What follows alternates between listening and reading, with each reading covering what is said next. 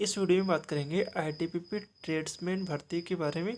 तो जो आपके आईटीबीपी ट्रेड्समैन की भर्ती के जो फॉर्म है वो ऑलरेडी सबमिट हो चुके हैं और हम इस वीडियो में बात करेंगे कि आपको आईटीबीपी ट्रेड्समैन की तैयारी कैसे करनी है। तो जिसने भी आईटीबीपी ट्रेड्समैन में फॉर्म भरा है उनके लिए ये वीडियो काफ़ी यूज़फुल होगा, क्योंकि हम इस वीडियो में बात करेंगे कि आपकी आईटीबीपी ट्रेड्समैन में कौन कौन सी स्टेज होती है। और जैसे आपका फिजिकल होता है, एग्ज़ाम होती है, ट्रेड टेस्ट होता है, डॉक्यूमेंट्स वेरिफिकेशन होता है, मेडिकल होता है, सब कुछ इस वीडियो में बात करेंगे, ठीक है। और बात करेंगे उनमें कौन कौन सी चीज़ों का आपको ध्यान रखना है, तो सारी डिटेल इस वीडियो में बात करेंगे, ठीक है। तो जिन्होंने भी फॉर्म भरा है वो इस वीडियो को पूरा देख लेना, ताकि आपके जो भी डाउट होते हैं ना वो सभी क्लियर हो जाएंगे, ठीक है। तो आपकी इस बार आईटीबीपी ट्रेड्समैन में 194 वैकेंसी आई थी, सभी पोस्टों में मिलाकर, ठीक है। तो जिन्होंने भी मतलब फॉर्म सबमिट किया है उनको पहले क्या करना है, आपको आपको आईटीबीपी ट्रेड्समैन की साइट पर जाना है। वहाँ पर आपको अपने जो भी लॉगिन ईमेल आईडी और पासवर्ड डालकर आपके जो भी एप्लीकेशन स्टेटस है उसको चेक कर लेना है, ठीक है। आपकी जो एप्लीकेशन स्टेटस है तो आपको इस प्रकार का इंटरफेस आएगा। यहाँ पर आपका जो भी स्कैनिंग स्टेटस है, मतलब आपका फॉर्म रिजेक्ट हुआ है या एक्सेप्ट हुआ है, वो आपको शो हो जाएगा, ठीक है। और आपने किस ट्रेड से फॉर्म सबमिट किया है वो भी आपको ऊपर ही शो हो जाएगा, ठीक है। जैसे मेरे पास एक स्टूडेंट का है, यहाँ पर इसने सफाई कर्मचारी से फॉर्म सबमिट किया है और इसका फॉर्म है वो एक्सेप्ट हो चुका है, ठीक है। तो इस प्रकार आप अपना फॉर्म भी चेक कर सकते हो। अब बात कर लेते हैं कि आपने मतलब फॉर्म भी सबमिट कर दिया है और आपके फॉर्म में कोई मिस्टेक हो गई है तो क्या करें, ठीक है। अगर आपने फॉर्म भरते टाइम कोई भी मिस्टेक किया ना, तो उसमें आपके दो कैटेगरी बनती है। मतलब आपकी पहली कैटेगरी बनती है कि अगर आपने अपने नाम में मिस्टेक कर दी है, फादर्स नेम में मिस्टेक कर दी है, मदर्स नेम में मिस्टेक कर दी है या एड्रेस में मिस्टेक कर दी है, ठीक है। तो इनमें कोई भी प्रॉब्लम नहीं होगी आपको जाकर, क्योंकि जैसे आप फिजिकल देने जाओगे ना वहाँ पर, तो आपके इन जो प्रॉब्लम में आपने मिस्टेक की है उनका वहाँ पर आपको कुछ फॉर्म वगैरह भर लेते हैं और फिर आपकी ये जो भी आपने फॉर्म भरते टाइम मिस्टेक किया ना वो वहाँ पर सही कर दी जाएगी, ठीक है। अगर आपने कैटेगरी नंबर 2, मतलब आपने मतलब फॉर्म भरते टाइम अपनी कास्ट में कुछ मिस्टेक कर दी है कि किसी स्टूडेंट ने क्या किया कि ओबीसी के स्थान पर उसने एससी या एसटी भर दिया ना, तो भी मिस्टेक हो गई है। अगर उसने डीओबी में मिस्टेक कर दिया ना तो मुझे अब श्योर नहीं है, लेकिन आपको वहाँ पर जाकर प्रॉब्लम होगी 100%, ठीक है। अगर आपने नाम में मिस्टेक कर दिया है कोई भी दिक्कत नहीं होगी, नाम, फादर्स नेम, मदर्स नेम, इनमें कोई भी दिक्कत नहीं होती है वहाँ पर। लेकिन आपने अगर कैटेगरी में मिस्टेक कर दी है ना तो आपको वहाँ पर 100% बाहर निकाल दिया जाएगा, ये मेरी गारंटी है, ठीक है। और डीओबी में आपकी कोई मिस्टेक हो गई है तो मैं श्योर नहीं हूँ, वो आपकी वहाँ पर प्रॉब्लम सॉल्व की जा सकती है, ठीक है। तो ये हो गया आपका आईटीबीपी ट्रेड्समैन में फॉर्म भरते टाइम कोई मिस्टेक कर दी है तो इसका सॉल्यूशन। अब बात कर लेते हैं अगली। अगला है आपका सिलेक्शन प्रोसेस, और इसी में हम बात करेंगे कि आपको आईटीबीपी ट्रेड्समैन की तैयारी कैसे करनी है, ठीक है। तो पहला था आपका फर्स्ट स्टेज। तो फर्स्ट स्टेज में क्या होता है कि आपका एडमिट कार्ड आएगा। एडमिट कार्ड किसका आएगा? आपका फिजिकल का, ठीक है। फिजिकल मतलब पीटी पीएसटी, आपके दो चीज़ होते हैं। पहले होगा आपका पीईटी। पीईटी में क्या होता है? पीईटी में आपकी रनिंग होती है, लॉन्ग जंप होती है, हाई जंप होती है, ठीक है। तीन चीज़ होती है आपकी वहाँ पर। पहले आपको क्या किया जाएगा, वहाँ पर बेसिक डॉक्यूमेंट्स किया जाता है, मतलब बेसिक डॉक्यूमेंट्स होते हैं ना वो आपको वहाँ पर चेक होते हैं। फिर वहाँ पर आपको फिजिकल के लिए ग्राउंड में, मतलब आपकी सड़क सड़क पर आपकी जो रनिंग करवाई जाती है, ठीक है। और वहाँ पर आपको 1600 मीटर की रनिंग होती है और इसके लिए आपको 7.5 मिनट टाइम दिया जाता है, ये मेल के लिए है। और मेल के लिए आपके जो लॉन्ग जंप है वो 11 फीट है। इसमें आपको 3 चांस दिए जाते हैं। अगर आप पहले चांस में नहीं कर पाते हो तो दूसरे चांस में कर सकते हो, ठीक है। और जो हाई जंप होती है मेल के लिए वो 3.5 फीट होती है, इसके लिए भी आपको 3 चांस मिलेंगे, ठीक है। फीमेल की फिजिकल के लिए बात करें पीईटी के बारे में, तो उनको 800 मीटर का रेस किया जाता है और उनको 4 मिनट 45 सेकंड का टाइम दिया जाता है, ठीक है।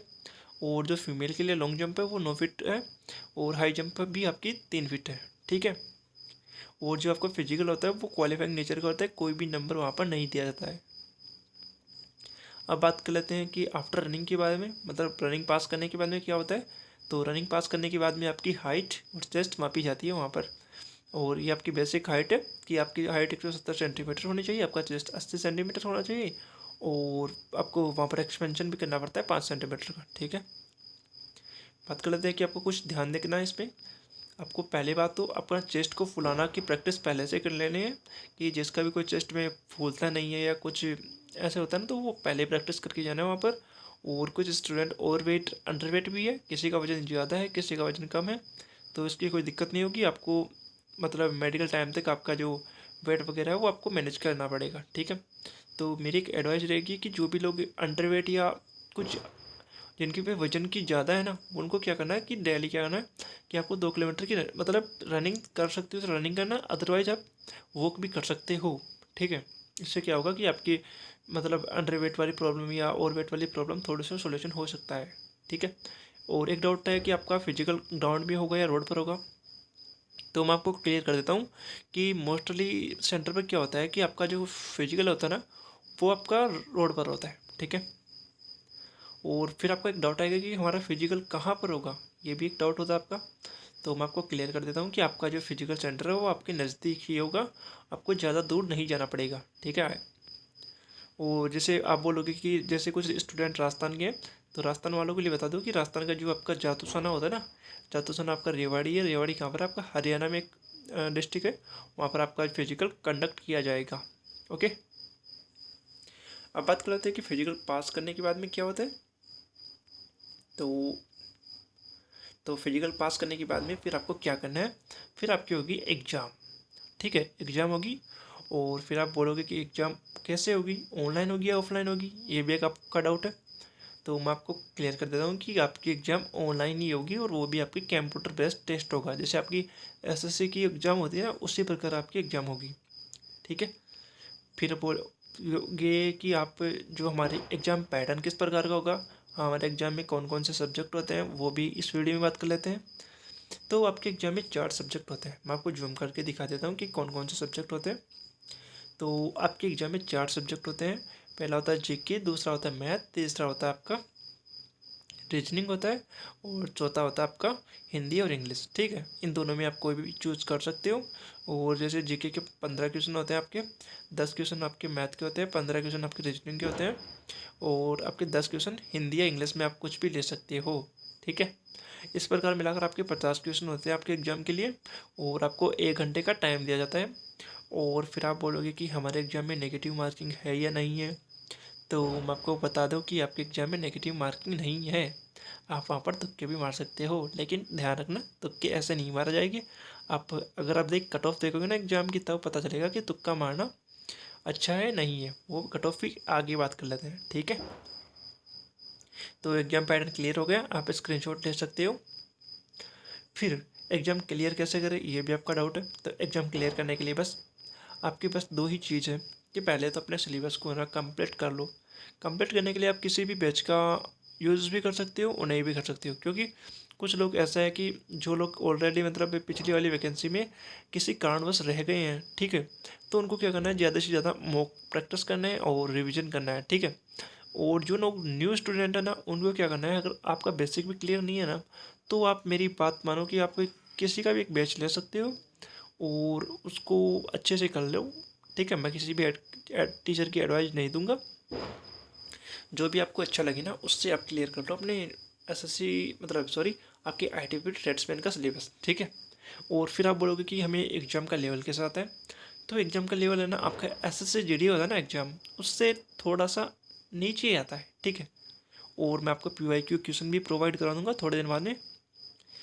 और अब बात कर लेते हैं कि चलो हमें कट ऑफ ही बता दो कि एग्जाम में कट ऑफ कितनी जाती है, तो वो भी आपको डाउट क्लियर कर देता हूँ इस वीडियो में, ठीक है। तो कट ऑफ की बात करें तो ये आपकी फाइनल कट ऑफ है, और ये जो कट ऑफ है ये आपकी सफाई कर्मचारी जो ट्रेड होती है ना उसकी है, कि उसमें मेल की जो कट ऑफ गई थी वो 44 नंबर गई थी आपकी फाइनल, याद रखना है 44।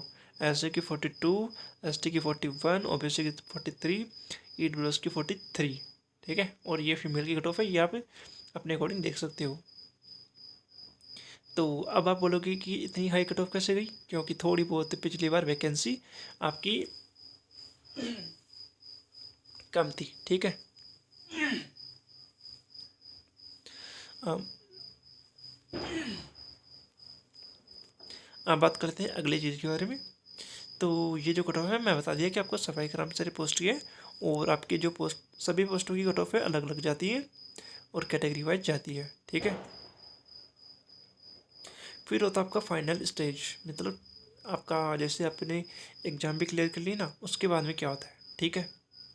तो एग्ज़ाम में आपके क्लियर करने के बाद में आपकी 3 चीज़ें होती हैं, और उसमें आपका पहला होता है ट्रेड टेस्ट, फिर डॉक्यूमेंट्स वेरिफिकेशन, फिर मेडिकल। ठीक है। तो जो ट्रेड टेस्ट होता है वो आपका 50 नंबर का होता है, फिर आपका डॉक्यूमेंट्स वेरिफिकेशन, डॉक्यूमेंट्स चेक किए जाते हैं, फिर आपका मेडिकल होता है। ठीक है। तो अब आप बोलोगे कि हमें ट्रेड टेस्ट में क्या के बारे में बता दो। ठीक है। तो ट्रेड टेस्ट के बारे में बता दो कि आप बोलोगे कि ट्रेड टेस्ट में क्या एग्ज़ाम होती है, मतलब लिखना पड़ता है कि एग्ज़ाम में। तो मैं आपको बता दूं कि आपको वहाँ पर ट्रेड टेस्ट में एग्ज़ाम में लिखना नहीं पड़ता है। ट्रेड टेस्ट का मतलब क्या होता है, तो फिर कैसे। तो ट्रेड टेस्ट का मतलब है कि वहाँ पर आपको किया जाएगा कि आपने जिसमें ट्रेड में फॉर्म सबमिट किया ना, उसके जो भी मतलब काम वगैरह ना, किस प्रकार काम किया जाता है। जैसे आपने सफाई कर्मचारी में फॉर्म सबमिट किया ना, तो वहाँ पर आपको सफाई करके दिखानी पड़ेगी वहाँ पर। ठीक है। और जो भी सफाई से क्रम मतलब सफाई से संबंधित क्वेश्चन होते हैं उनका भी आपको जवाब देना पड़ेगा वहाँ पर। ठीक है। और क्वेश्चन कहाँ कौन से आते हैं, तो आपके ट्रेड से संबंधित वहाँ पर क्वेश्चन पूछे जाएंगे। तो ये ट्रेड से संबंधित आपके क्वेश्चन भी कंप्लीट हो चुके हैं। और कितने नंबर लाने पड़ेंगे, मतलब आपका ट्रेड टेस्ट कितना नंबर का होता है, तो वहाँ पर आपका ट्रेड टेस्ट 50 नंबर का होता है, और आपको 50% नंबर लाने पड़ते हैं। ठीक है। और इसके जो नंबर है वो आपके फाइनल में नहीं जुड़ते हैं, ये भी आपको ध्यान रखना है। आपको केवल क्वालिफाइंग करना है इसको, और फिर आपको आगे बढ़ जाना है। ठीक है। आपका होता है कि फिर आप बोलोगे कि कितने लोगों को पास किया जाता है। ये जो डाटा है वो पिछले साल आपके जातूसाना रेवाड़ी है ना, वहाँ का डाटा है। वहाँ पर आपके 35% लोगों को केवल पास किया गया था। जैसे वहाँ पर क्या होता है कि मान लो कि 100% वहाँ पर ट्रेड टेस्ट देने जाते हैं ना, तो उनमें से केवल 35% ही स्टूडेंट पास कर पाते हैं ट्रेड टेस्ट को। ये जो डाटा है वो पिछले साल का है, और हर सेंटर पर थोड़ा डाटा रहता है, लेकिन मोस्टली इतना ही रहता है। ठीक है। फिर होगा आपका मेडिकल, जो भी लोग ट्रेड टेस्ट को पास कर देते हैं फिर उनका मेडिकल होता है वहाँ पर ही। ठीक है। और फिर आएगी वो, मतलब आपका merit list, final merit list आती है फिर आपकी लास्ट में। ठीक है। कि कौन कौन सेलेक्ट हुआ है कौन कौन नहीं हुआ है वो आपको फाइनल में पता चलता है। ठीक है। तो अब बात करना है कि एक बात पर आपको फोकस करनी है। ठीक है। कि आपको क्या करना है कि अपने एग्ज़ाम के साथ साथ आपको, मेरी एक राय मानो कि आपको अपने ट्रेड टेस्ट पर है ना वो भी फोकस करना है। आप बोलोगे कि ट्रेड टेस्ट पर कैसे फोकस करें, कि थोड़ा बहुत बेसिक जो नॉलेज है ना वो आपको गेन करना चाहिए अभी से, क्योंकि फिर क्या आगे आपको टाइम नहीं मिलेगा और आपको दिक्कत हो सकती है। तो मेरी एक एडवाइस मानो तो आपको दोनों चीज़ों पर मैनेज करके चलना है आपको फाइनल तक। ठीक है। तो ये वीडियो तो आपके लिए कंप्लीट तरीके से, तो वीडियो को पसंद आया ना तो मतलब आपको वीडियो को शेयर करना है सबसे पहले। फिर आपको चैनल पर नए हो ना तो सब्सक्राइब कर लो, क्योंकि देखो इस वीडियो को बनाने में काफ़ी थोड़ी सी टाइम लगी है। तो देखो, और इस वीडियो में सारे जो डाउट है वो आपके क्लियर हो चुके हैं।